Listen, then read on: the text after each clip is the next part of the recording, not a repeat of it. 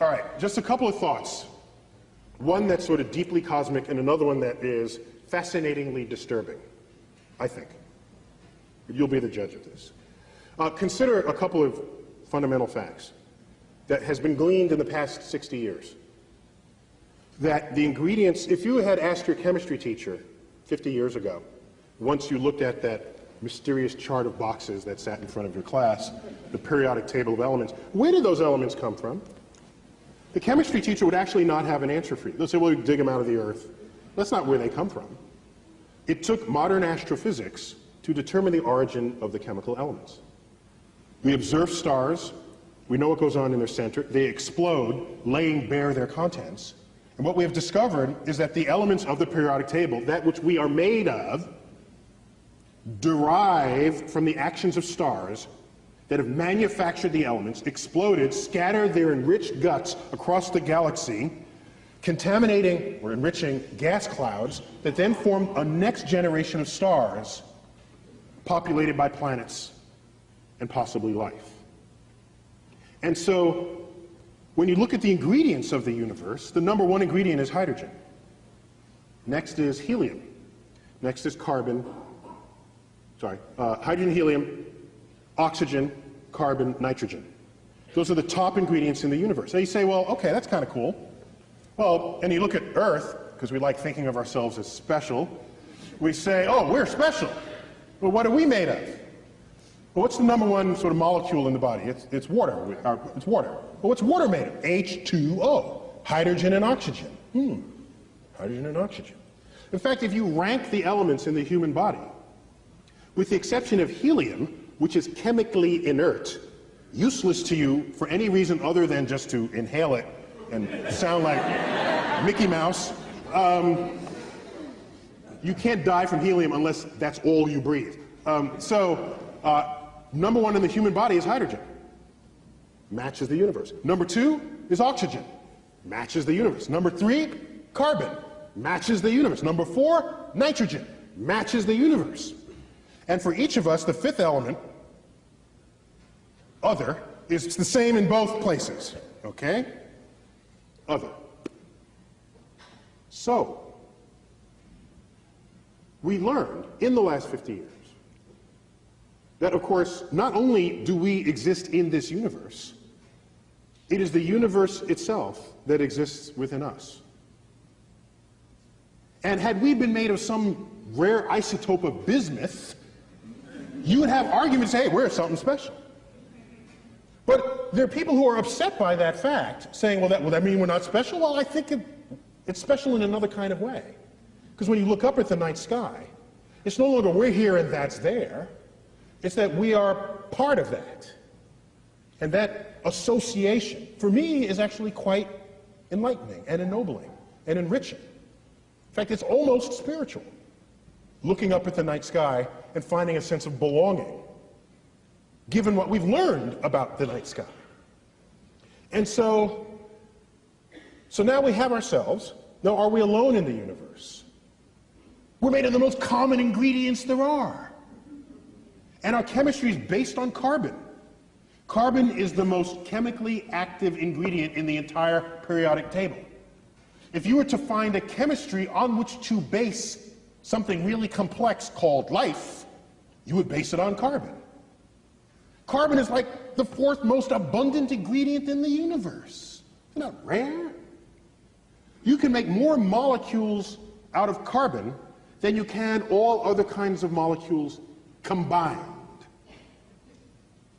So if we ask ourselves, are we alone in the universe? It would be, in spite of my diatribe about UFOs, I tell you in the same breath that it would be inexcusably egocentric to suggest that we are alone in the cosmos.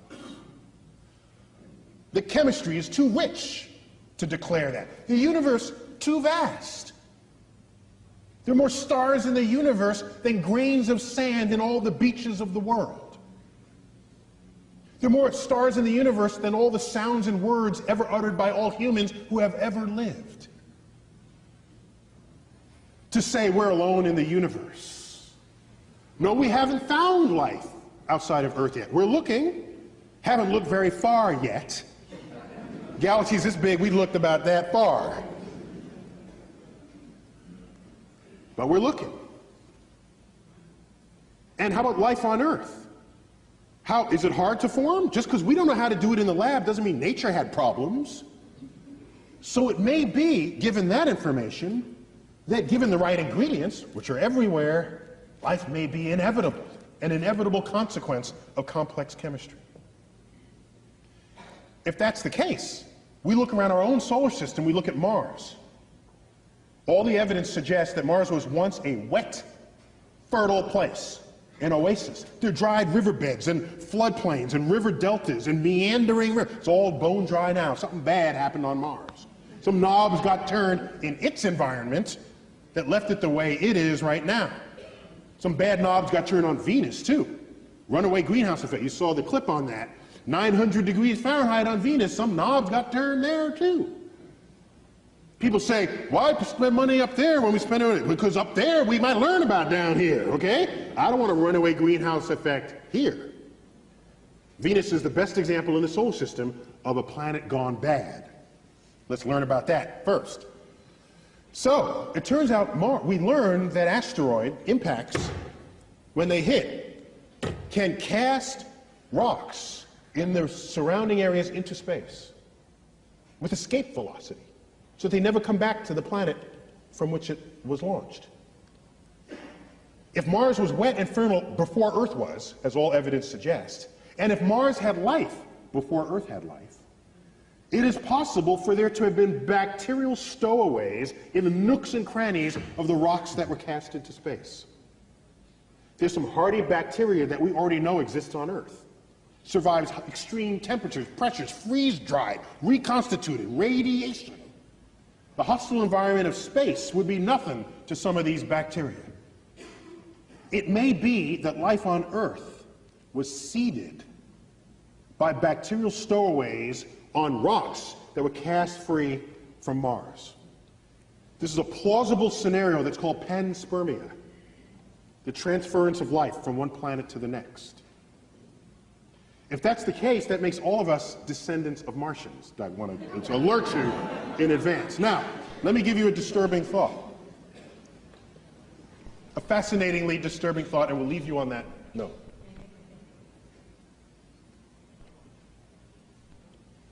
If you look at our closest genetic relative to human beings, it would be the chimpanzee.